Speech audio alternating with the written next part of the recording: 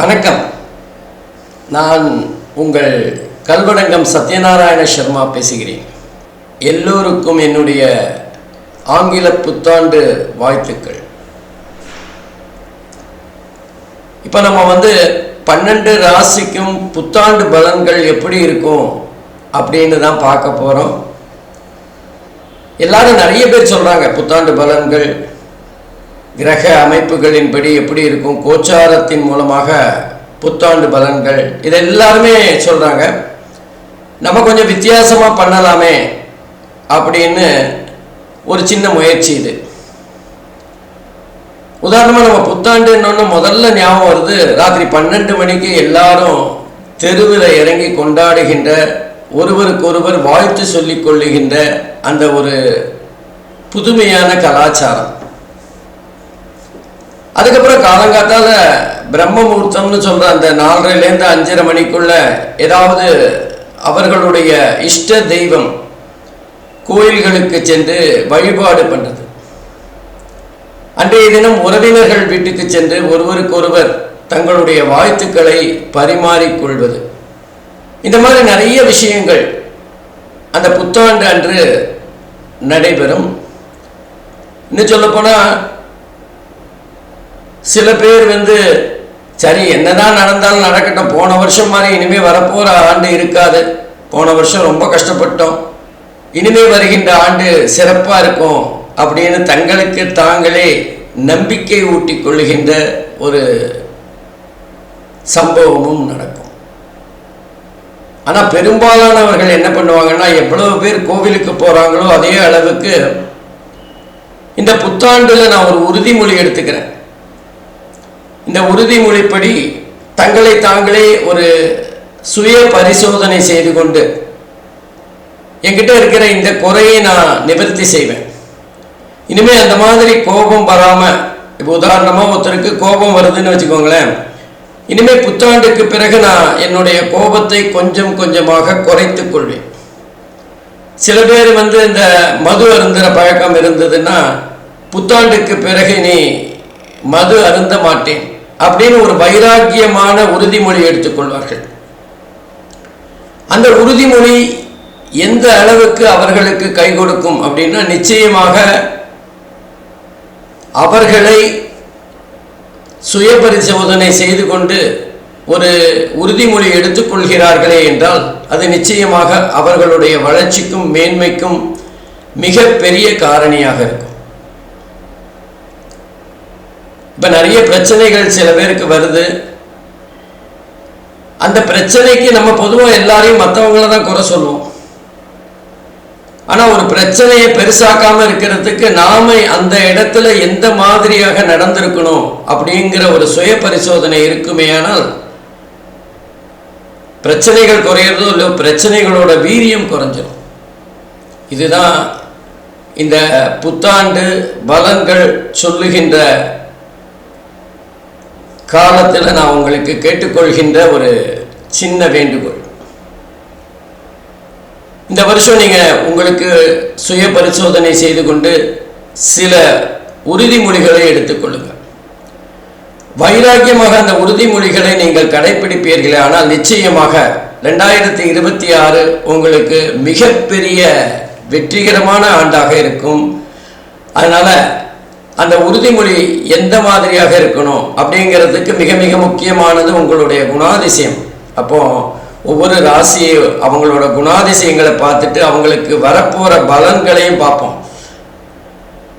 விதியை மதியால் வெல்லலாம்னு சொல்லுவாங்க. அந்த மாதிரி நமக்கு வரப்போகிற பலன்களை ஓரளவுக்கு நம்ம கட்டுப்படுத்துறதோ அல்லது அதுக்கு தயார் நிலையில் இருக்கிறதோ நம்முடைய குணாதிசயங்களை மாற்றிக்கிறதுல தான் இருக்குது. ஆகவே இது உறுதிமொழி ஆண்டாக 2026 12 ராசிக்கும் எப்படிப்பட்ட பலன்களை தரப்போகிறது அப்படின்னு பார்க்கலாம். அன்பிற்கினிய கடகராசி அன்பர்களே, உங்கள் அனைவருக்கும் என்னுடைய 2026 புத்தாண்டு வாழ்த்துக்கள். புத்தாண்டு பலன்களை பார்க்கறதுக்கு முன்னாடி உங்ககிட்ட இருக்கிற சில பிரத்யேகமான குணாதிசயங்களை பார்க்கலாம். முதல்ல கடகராசி அப்படின்னோன்னா அதோட அதிபதி ஆதிக்க கிரகம் அப்படின்னு பார்த்தீங்கன்னா சந்திரன். அதே நேரத்தில் கடகராசி அன்பர்கள் எல்லாருமே முன்கோபத்தில் டாக்டரேட் பட்டம் வாங்கின மாதிரி தான். அது மாத்திரம் இல்லை, கோபம் வரும்போது அவங்களோட வார்த்தைகள் தவறி அவங்களுக்கு எதிரிகளை உற்பத்தி செய்து விடுவார்கள். எல்லார்கிட்டையும் ரொம்ப சகஜமாக பழகுவாங்க. ஆனாலும் இவங்களுக்கு நண்பர்கள் குறைவு. ஏன்னா எந்த நேரத்தில் எந்த மாதிரியாக பேசுவார்கள் அப்படிங்கிறது புரியாத புதிர். ரொம்ப விடாமுயற்சி அதிகமாக இருக்கும்.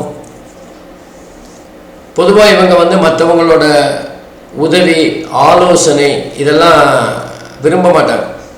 தன்னோட விஷயத்தில் மற்றவங்க தலையிடுறதையே விரும்ப மாட்டாங்க.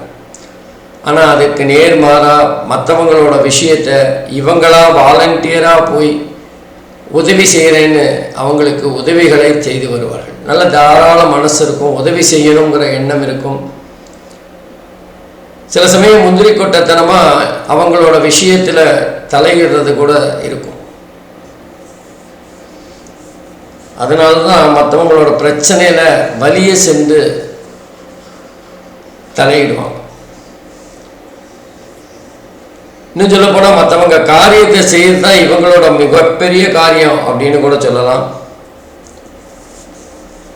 இவங்களை பொறுத்தவரை ஆன்மீகம், கலை போன்ற விஷயங்களில் அதிகமான நாட்டம் இருக்கும்.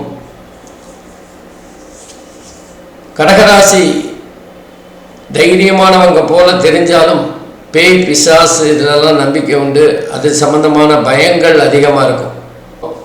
மாணவர்களை பொறுத்தவரை கொஞ்சம் கவனமாக இருக்கணும்.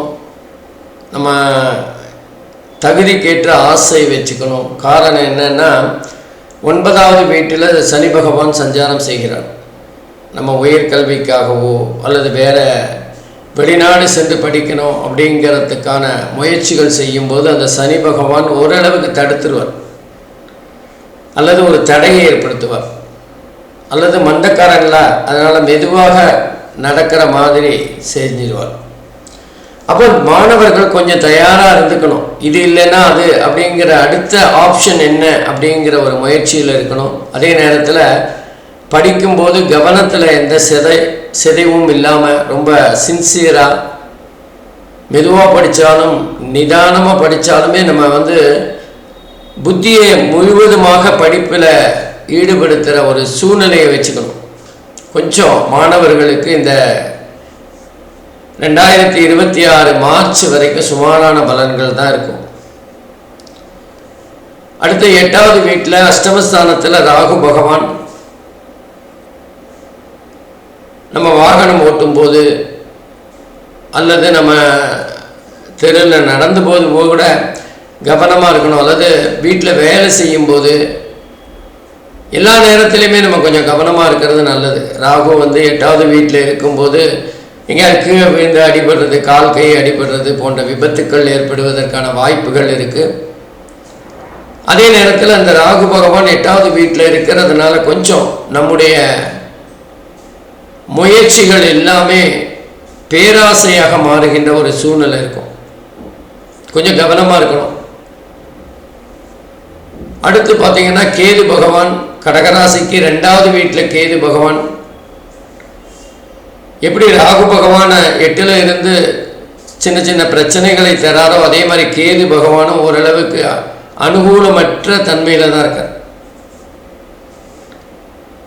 நம்மளோட பேச்சு நமக்கு எதிராக திரும்பக்கூடிய வாய்ப்புகள் இருக்குது.